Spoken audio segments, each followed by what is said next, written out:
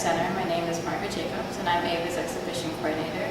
I'd like to welcome you to these exhibitions of Aya Itagaki and Anne Mallory, Brush and Clay Innovative Translations, recent work by Eric L. Huffman and Amparo Carl Huffman, and Paulette Werger, Shadow and Line. The exhibitions are up from April 8th through May 7th, 2011. And here's Paulette Werger. Thanks, Margaret, for your introduction. First of all, I wanted to thank AVA Gallery and Art Center and Benta, who basically she was the one that made the connection of the ideas for all these artists to come together in this room. Our exhibitions committee, who was very good at understanding the aesthetic of an artist even before seeing the finished body of work. So I'm honored to be in the company of all of these great people, and I'm glad to be here. So thank you so much. My name is Paulette Werger, and I'm noted mostly as a functional jeweler, and I support myself through the making and sale of one-of-a-kind pieces of jewelry. And about 3 years ago, I've been thinking about this show for quite a long time. I've been starting to do more drawing and work that is about botany or botanical information, like the structure of flowers or the structure of seed pods. And metal lends itself because a lot of plants are use bilateral symmetry or structure that can be seen as very mechanical. The material choice that I use lends itself to that aesthetic. So these pieces that are here are in many ways where I began. They are articulated, they're made of silver and gold, but at the same time they're also a piece of art or sculpture for the body.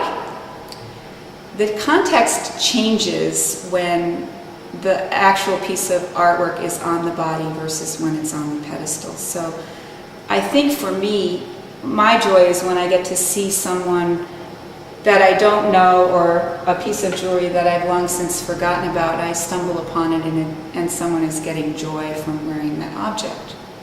So with that as the beginning point, I was really interested in, I always do a drawing before the actual piece of artwork is made, and it's usually a thumbnail sketch. And the pieces of work that are on the wall are about the relationship between my drawing and the three-dimensional object, and then the shadow line that's created between the object and the drawing.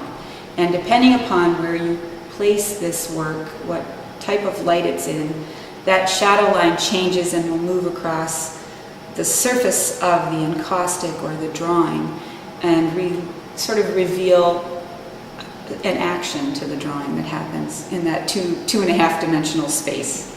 So I'm straddling a lot of lines between functional body adornment, sculpture, drawing, and formal considerations of surface.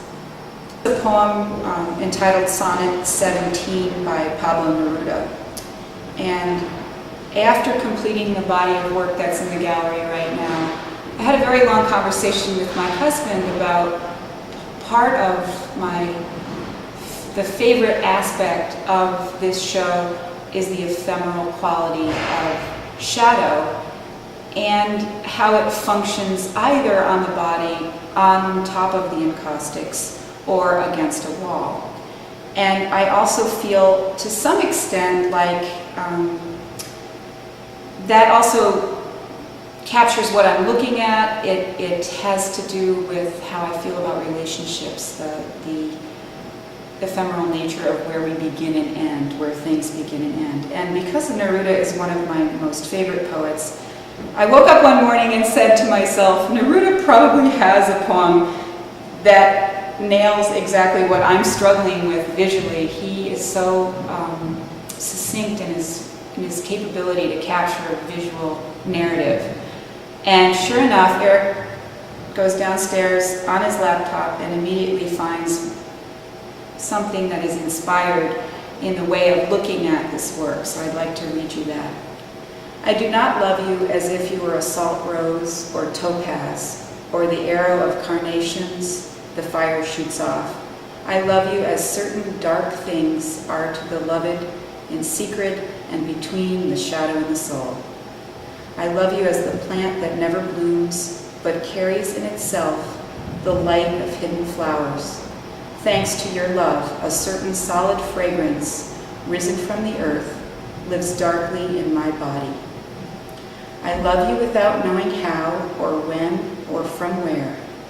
I love you straightforwardly, without complexities or pride. So I love you because I know no other way than this, where the I does not exist, nor you. So close that your hand on my chest is my hand, so close that your eyes close as I fall asleep. This is a good example of what I mean by that, where the shadow and line begin and end, and where the piece of three-dimensional work begins and ends. And these are designed in a way that the brooch, the functional piece, can be removed and interact with the body. And then when it's not being worn, it is allowed to be back on the drawing, but there's information underneath each one of these three-dimensional objects that inform either the shadow or the line of the object. So when it's not being worn, pop it back on there. And then the shadow sort of obliterates the line that's underneath. The process that I'm using is called encaustic, and it's basically beeswax and Damar varnish that's mixed together and applied hot, melted, onto a warm surface. And the surface I'm using here is a gessoed board of masonite that has a structure that holds it up. And you can do encaustic on any rigid surface. It just has to be able to be rigid enough that the wax, when it's cool, can't crack or pop off. Because if you were to just put it on a piece of paper and then pick the paper up, if you bend the paper, the wax will crack. So I'm building up several layers of transparent or translucent wax. There's no color or pigment in this wax at all. And then I'm also drawing underneath the wax with silver, that silver point, which is a little piece of fine silver I do my basic drawing directly on the board with. So I'm drawing with the metal, and then I'm adding graphite, and then wax, and then more graphite, until I get the desired visual result that I'm after, and I'm satisfied with the aesthetic that I'm going for. In some cases, I had, in my studio talk, I had a really good question from a friend, and she asked if the drawing came first or the metalwork came first. And in this case, the drawing comes first, and I then made a kind of an abstract representation of what I was thinking about in the drawing. And the pieces on the other side of the gallery, the metalwork came first, and then they informed the drawing. So there's a little bit of a difference in terms of how I'm approaching the aesthetics there. So here's a good example of where the metalwork actually came first, sort of the chicken and egg argument. And this is a brooch that comes off and can be worn here. And what I'm playing with is kind of a formal puzzle of positive and negative space relationships. And I'm also looking at things that are coming out of the landscape, or in this case here, cellular structures that are magnified, plant cells that are magnified. On the other wall are the actual plants that would come from the blow-up of these plant cells. So I'm using sort of a macro-micro kind of way of looking at the way I'm using my metalwork.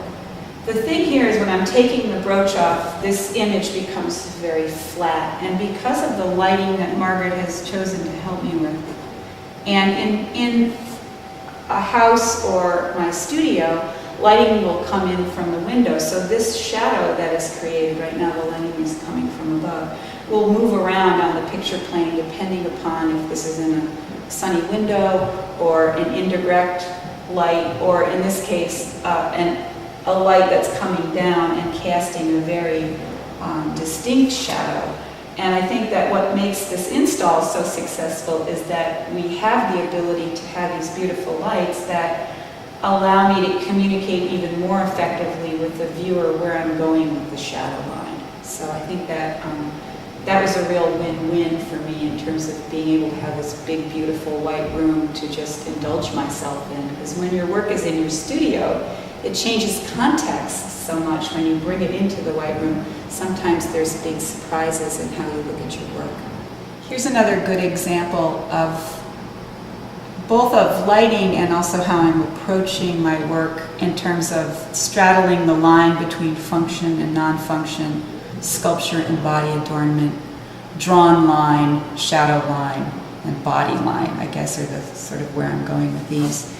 This is more of the cell structure necklaces, and they actually come with a piece of hardware so that you can hang them as a sculpture or a line when you're not wearing them. But again, there's this neutral gray shadow right here that will diminish or reappear depending upon where you hang it and whether the light is direct or indirect. And the fact that this medium grade shadow becomes a disappearing one is one that I'm really intrigued by. And just to show you what it looks like when it's on the body, you have the ability with these kinds of things to have them really interact with whomever you are. And they just sort of click around and clip.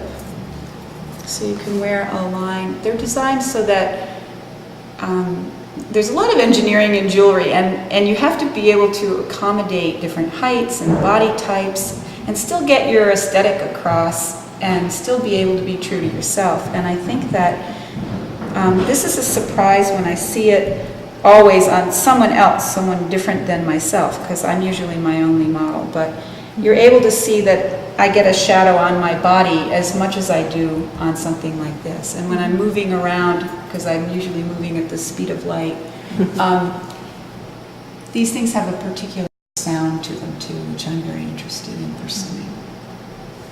And the reason why all of my work is dark or black is because I'm drawing with graphite, so I'm using a patina on the silver that is referencing the fact that I'm thinking of it as a drawn line.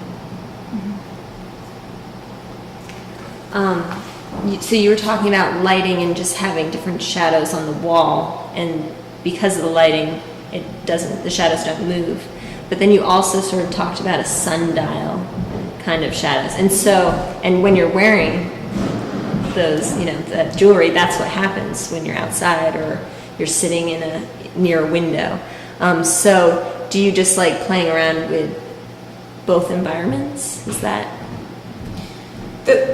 I think the luxury of where I work, my studio is on a corner spot, and I have two different sort of vantage points of light. As the sun moves around the north end of the building, I actually can see these are hung when I'm making them, and each link is made and connected to the next link as I go, and I oftentimes will hang them so I can read the line.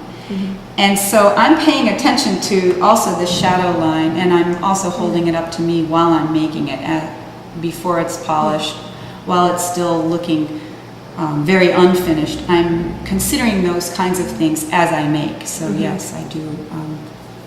And that context changes depending upon where it ends up living, who ends up wearing it, where they store it, and how they store it. Exactly. Conventional. That's great. Do you think I don't know other jewelers, but do you think they have that same sort of process? Are they looking at shadows? Are they looking at, I know they obviously have to look at, forms of body type, but I think it's a unique way of doing it by looking at just the shadows as much as the actual form. I think as a jeweler, I started out probably with concern about maybe preciousness of materials, or whether it had a diamond in it, or whether it was gold, or how to work with the material, like how to fuse platinum, or how to work with high carat gold. And I think after,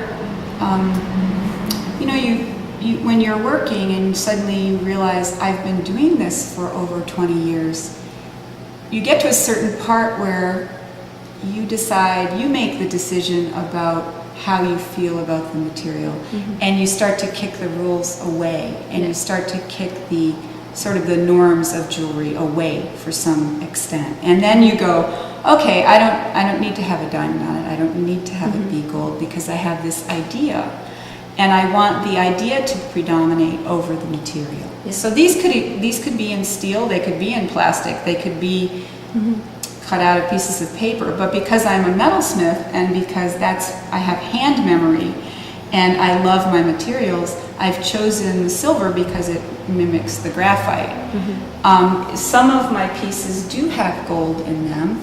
Some of them, because I'm trying to show a different line quality, or I'm using it as a color reference. But if you look through this whole show, one of the things that I've enjoyed about being in the company of Amparo and Eric and Anne and Aya is that we're all using a grayscale. And there's something comfortable about that because my materials are gray, black, white, and yellow. So, and depending upon whether I use a patina, I can maybe have brown in there, but I come from kind of a monochromatic palette, so the subtlety of surface, the subtlety of the grayscale is where I'm hanging out. So Yeah, I mean, you're toying with so many different things. You're toying with sculpture and just jewelry in general, lighting, the grayscale, contrasting stuff. It's fantastic. You should be very proud of your work. It's nice. It's nice being in the same show as other people that are doing very different things as well as very similar things.